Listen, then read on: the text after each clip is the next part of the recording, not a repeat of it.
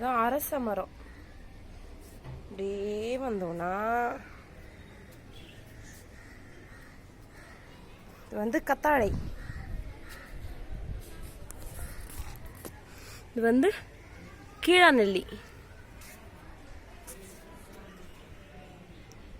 அப்படியே திரும்பினோன்னா இது சாரணக்கீரை. இது நித்திய கல்யாணி. இதெல்லாம் சீம புண்ணாங்கண்ணி. இது நான் போட்ட கொத்தமல்லி தெரியுதா? இது நான் வச்ச முள்ளங்கி. இது இது எங்க பாட்டி வச்ச கத்தாழை. இது பருப்பு கீரை, இப்பதான் முளைச்சு வருது. இது செம்பருத்தி. செம்பருத்தி அடியிலே வெந்தயம் போட்டிருக்கேன். இது குடமிளகாய். இது துளசி. இது கத்திரிக்காய் பதியம் போட்டிருக்கேன். இது வெண்டைக்காய். இது பச்சை மிளகா.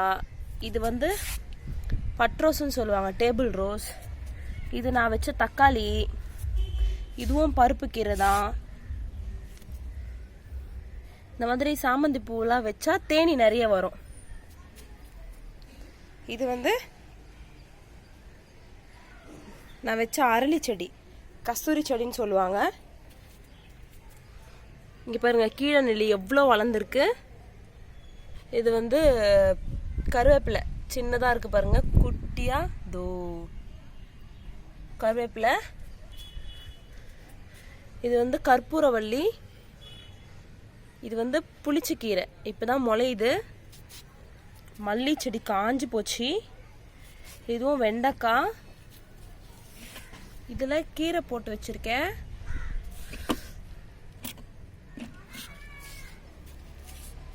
இது என் காராமணி, நான் வச்ச காராமணி விதை போட்டேன், நல்லா முளைச்சி வந்துருச்சு. இது இன்னும் கொஞ்சம் ஒரு 20-30 நாள்ல காய் கொடுத்துரும்.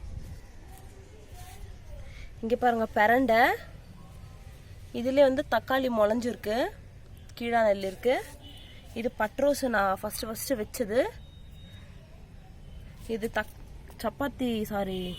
கற்பூரவள்ளி நான் வச்சு கிட்டத்தட்ட ஒரு 3 வருஷம் கிட்ட ஆகுது, 4 வருஷம் ஆகுது கற்பூரவள்ளி வச்சு. இதெல்லாம் சின்ன சின்ன கீரை முளைச்சிருக்கு.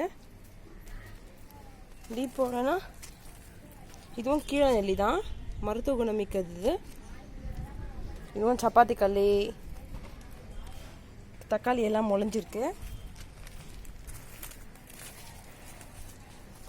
இது என் மாடி தோட்டம்.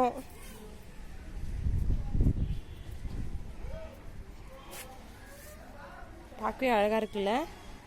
இது என் முருங்கை. இது என் பாகற்காய். இதுலயே கீரை போட்டிருக்கேன். இதுவும் என் பாகற்காய். இது என் அவரைக்காய்.